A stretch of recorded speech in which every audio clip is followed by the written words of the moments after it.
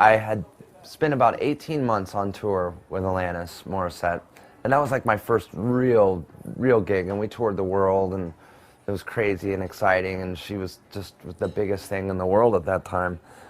And so I saw the world and played all these festivals over in Europe, and when we were doing these festivals over in Europe, it was when the first Foo Fighters record was out, so they, this band that I really loved, I loved the first record so much, were playing all these festivals with us. So I met the whole band, and I met Dave, and I just really liked him right away. And he was really a good guy, you could tell right away, and just, you know, not pretentious and didn't take himself seriously, and was, you know, we just clicked right away when we met. I'd see him at a festival, and then I would see him here at the K-Rock, you know, Christmas, almost acoustic Christmas show, and then I'd see him at MTV Awards or something over that whole year or so span.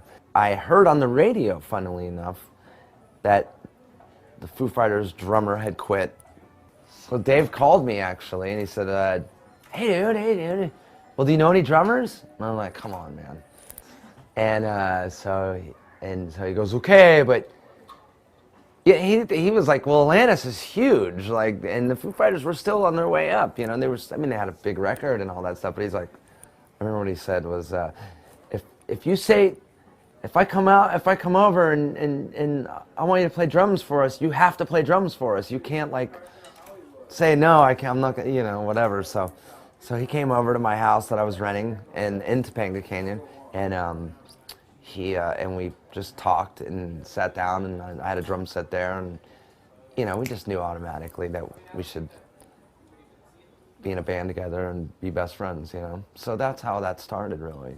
It's definitely not a completely normal, as in what it would be like, you know, for a normal, I'm the drummer and you're the singer and you're the guitar player and you're the bass player. I mean, Dave can play all the instruments just as good as everybody in our band can play, and in some cases better.